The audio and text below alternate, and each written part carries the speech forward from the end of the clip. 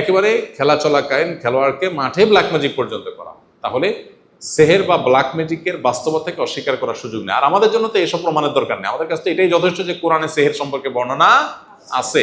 So এটা কার্যকর, এটা বাস্তব, পৃথিবীর কোনো মানুষও বুঝে আসুক বা না আসুক। কেউ যদি কারো ক্ষতি করার জন্য কুফরি বা কালো জাদুর তাবিজ করে, তবে এক্ষেত্রে ভুক্তভোগীর করণীয় কি? আজকাল ঘরে ঘরে এই জিনিসটি হচ্ছে, কেউ কারো ক্ষতি করার জন্য যদি কুফরি করে, ব্ল্যাক ম্যাজিক করে।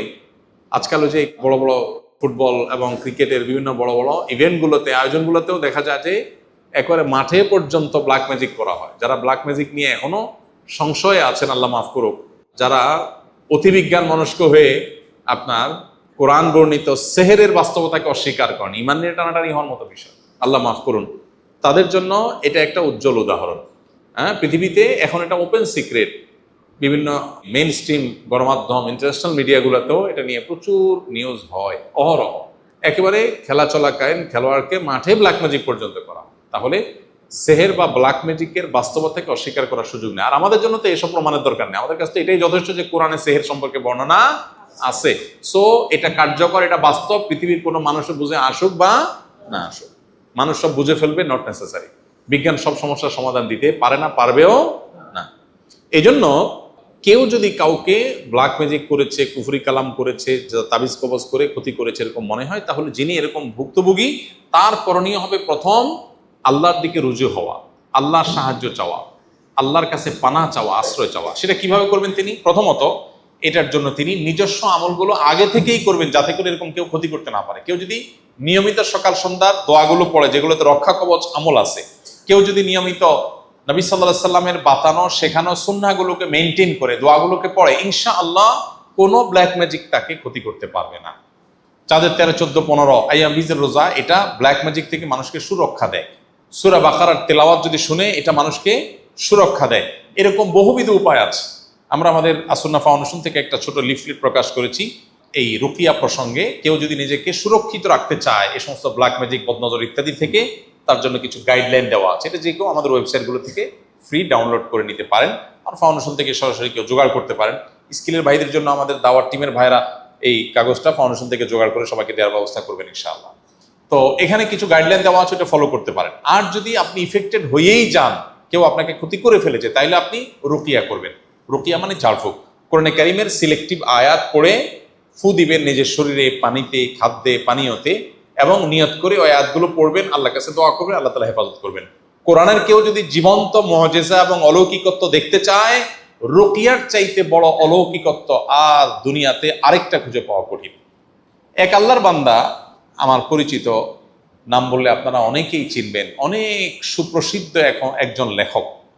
তার লেখালেখি ধাঁচ ধরন দেখে, দীর্ঘকাল থেকে তার যে অ্যাক্টিভিজম, এটা দেখে স্বভাবতই বোঝা যায় তিনি আসলে বামপন্থা অনুসরণ করেন। বামপন্থা অনুসরণ করার মানে তো আমরা বুঝি নাকি? এই আল্লাহর বান্দা দেশের বাইরে থাকেন। এর আগে আমি হয়তো বলেছি, ওনার মেয়ে অসুস্থ। তিনি বিভিন্নভাবে আমার নাম্বার জোগাড় করার চেষ্টা করেছেন। এটা যখন আমি টের পেয়েছি, আমি নিজে থেকে তার নাম্বার জোগাড় করে তার সাথে আমি যোগাযোগ করেছি। পরে আমি তাকে কিছু পরামর্শ দিয়েছি, এর বাইরে আরো কিছু ভাইরাও তাকে পরামর্শ দিয়েছেন। মেয়ের যে সমস্যা, সেটাতে বোঝা যাচ্ছে এটা আসলে জিন জাদুর সমস্যা, ব্ল্যাক ম্যাজিকের সমস্যা। এটা মেডিকেল রিলেটেড ইস্যু না, নর্মাল আপনার শরীরের অসুবিধা, অসুস্থতা না, এটা স্পিরিচুয়াল প্রবলেম, এটা ফিজিক্যাল প্রবলেম না। এটা মোটামুটি বোঝা যাচ্ছে। কিন্তু যেহেতু ওই যে বিজ্ঞান এটাকে স্বীকার করে না, এই জন্য ডাক্তাররা ওখানে তাদের যা আছে শারীরিক ট্রিটমেন্টের জন্য তারা ওইগুলোই করতেছে। দীর্ঘদিন ধরে করলো, কোনো ভালো হওয়ার নামগন্ধ নাই। একদিন উনি আমাকে ফোন করে বললেন, ভাই, মেয়ে একটা হসপিটালে ভর্তি আছে, সম্ভবত আইসিইউ বা এরকম গুরুত্বপূর্ণ কোনো ওয়ার্ডে বা আপনার গুরুত্বপূর্ণ কোনো ডিপার্টমেন্টে। তো বলো যে সেখানে ভর্তি অবস্থায় হঠাৎ করে মেয়ে নাই, উদাও। একটা হসপিটাল থেকে একটা রুগী, তাও মুমূর্ষ রুগী, নাই। কিভাবে নাই? কোথাও তাকে পাওয়া যাচ্ছে না, সিসি ক্যামেরা দেখেও কোনো হদিস পাওয়া যাচ্ছে না, হঠাৎ করে নেই। পুলিশ, সে উন্নত দেশ, সেসব দেশে মানুষ যদি একটা শুয়ে বের করা সম্ভব হয়, এত উন্নত টেকনোলজি, সব এআই ক্যামেরার অধীনে, পুলিশ সাথে সাথে ইনভেস্টিগেশন চালাচ্ছে, পুলিশও কোনো হদিস বাইর করতে পারে না। অনেক খোঁজাখোঁজির পরে পাওয়া গেল বহু দূর, আরেক দূরে, বহু 100 কিলোমিটার দূরে আরেক শহরের একটা হসপিটাল। কিভাবে সে সেখানে গেছে সেও বলতে পারে না, কেউ বলতে পারে না। এর কোনো ব্যাখ্যা তাদের কারোর কাছেও নাই, পুলিশের কাছেও নাই, এআই ক্যামেরার কাছেও নাই, কিন্তু সে সেখানে আছে। এরকম আরো অনেকগুলো ঘটনা আমাকে বললেন যে ভাই এগুলো ঘটেছে। এটা কয়দিন আগে ঘটনা, 1-2 মাস আগের ঘটনা। সর্বশেষ তিনি কয়দিন আগে আমি বলেছি আপনি রুকিয়া করে যান, কোরআনের তেলাওয়াত, রাকিদের সাথে যোগাযোগ করায় দেওয়া, আলহামদুলিল্লাহ তিনি করেছেন। মেডিকেল ট্রিটমেন্টও চলেছে আলহামদুলিল্লাহ। তিনি আমাকে যে কয়েকদিন আগে মেসেজ দিলেন, ভাই দেশে আসতেছি, আমার মেয়েটা এখন পুরোপুরি সুস্থ এবং পড়াশোনা করছে আলহামদুলিল্লাহ। কোরআনের অলৌকিকত্ব যদি কেউ দেখতে চায়, রুকিয়ার চাইতে কাছাকাছি কোরআনের অলৌকিকত্ব দেখার আরেকটা আইটেম পাওয়া কঠিন। তো এই জন্য কেউ যদি আপনাকে ব্ল্যাক ম্যাজিক করেছে, তাবিজ করেছে, ক্ষতি করেছে এরকম মনে হয়, তাহলে আপনার কাজ হলো রুকিয়া করা। রাকি দিয়ে রুকিয়া করা যায়, কিন্তু ভালো হয় সেলফ রুকিয়া, নিজের রুকিয়া নিজে করবেন। আপনি বলবেন আমি কিভাবে করবো? রাকিদেরকে বলবেন ভাই কি কি আয়াত পড়ে ফু দেন, ওই আয়াতগুলো আমাকে জানায় দেন, ওই লিস্ট অনুযায়ী দেখে দেখে আপনি পড়ে ফু দেন, ব্যাস দ্যাটস ইট। এটা রাকির মুখের আলাদা কোনো কারামতি নেই। কারামতি হলো কোরআনের, মজেজা হলো কিসের? কোরআনের। সো আমরা অনেকে এখানে ভুল ধারণার মধ্যে আছি, আমরা মনে করি না রাকিদেরকে দিয়েই রুকিয়া করাইতে হবে। হ্যাঁ এটা ঠিক, রুকিয়াতে অনেক লম্বা কেরাত, লম্বা পড়তে হয়, সবাই সেটা পারে না, সেক্ষেত্রে রাকির সাপোর্ট নেওয়া যায়, কোনো অসুবিধা নেই। অনেক সময় অলসতা হয়ে যায়, নিজের দ্বারা হয় না, এই জন্য কাউকে আপনি সেট করলেন, ওকে রাকি দিয়ে করেন।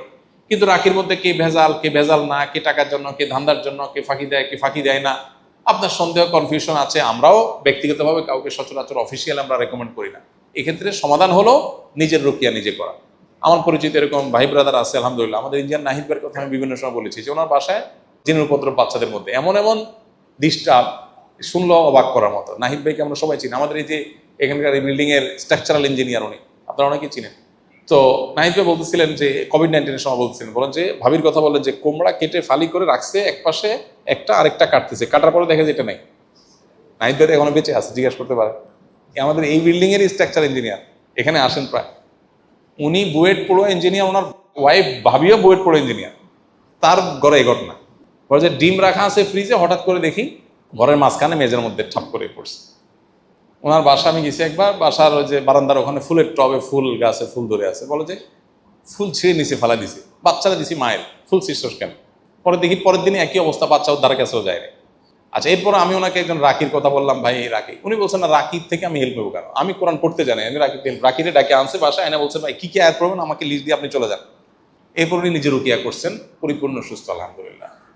ভাইরা আমার, এই জন্য যদি কেউ এরকম আক্রান্ত হন নিজে রুকিয়া করবেন। এখন মুশকিল হলো আমরা আজকাল সবকিছু টাকা দিয়ে করতে চাই, আর রাকিরে 10,000 টাকা দিয়ে দিই, ভাই তুমি রুকিয়া করে চলে যাও, তো আমার কোরআন পড়ার টাইম নেই। আল্লাহর ঠেকা পড়ে না এই লোককে সেবা দেওয়া, আল্লাহর ঠেকা পড়ে নাই যে আল্লাহর কালাম দিয়ে আপনাকে অলৌকিকত্ব দিয়ে আল্লাহ আপনাকে সেবা করাবেন, আল্লাহ ঠেকা পড়ে নাই। এতটুকু চেষ্টা করতে হবে। এখন আমরা দুনিয়াটা সব ওই ট্যাবলেটের মধ্যে নিয়ে আসছি, দুনিয়া সব কিসে নিয়ে আসছি? ট্যাবলেটের মধ্যে, খাওয়াই দাও শেষ। দিন এত সহজ না, একটু স্ট্রাগল করতে হয়। প্রকৃতিগত সিস্টেমটাতে একটু স্ট্রাগল করতে হয়, আর এই আর্টিফিশিয়াল সিস্টেমে স্ট্রাগল করতে হয় না। সবকিছু দেখবেন দেনান দেন হয়ে যাচ্ছে, ওই যে দাজ্জালের মতো। দাজ্জালে সবকিছু নগদ, আমার প্রতি ইমান আনো, এই যে নগদ জান্নাত পেয়ে যাবো। আল্লাহ প্রতি ইমান আনলে আল্লাহ কিন্তু নগদ জান্নাত দিবেন। আল্লাহ বলবে তুমি ইমান আনছো যে, পরীক্ষা দাও 60 বছর 70 বছর, তারপরে জান্নাত। তাহলে দাজ্জালের সিস্টেম আর আল্লাহ সিস্টেম বেশ কম আছে না? নাই। দাজ্জালের প্রতি ইমান আনবেন, সাথে সাথে তার হাতে নগদ জান্নাত, সেগুলো জান্নাতে ঢুকবে, আসলে জাহান্নাম। ওইটা আসলে কি? জাহান্নাম। এই জন্য ভাই নগদ কাজ করবে, একদম গুলি মতো কাজ করবে, আপনি ট্যাবলেট খাইলে মানুষ অসুখ ভালো হয়ে গেল, এটা ন্যাচারাল সিস্টেম না। ন্যাচারাল সিস্টেম হলো আস্তে আস্তে আস্তে আস্তে অটোমেটিক একটা সময় ভালো হবে। তারপরও কোরআনে কারিমের অলৌকিকত্ব কখনো কখনো দেখা যায় তৎক্ষণাৎ কাজ করে। তাহলে যিনি আক্রান্ত হয়েছেন তিনি নিজে রুকিয়া করবেন বা রাকিদের শরণাপন্ন হবেন, ইনশাআল্লাহ তাআলা তাকে শেফা দান করবেন, সেটা শুধু কারো পরামর্শ নেবেন। আস-সুন্নাহ ফাউন্ডেশন, উম্মার স্বার্থে সুন্নাহর সাথে।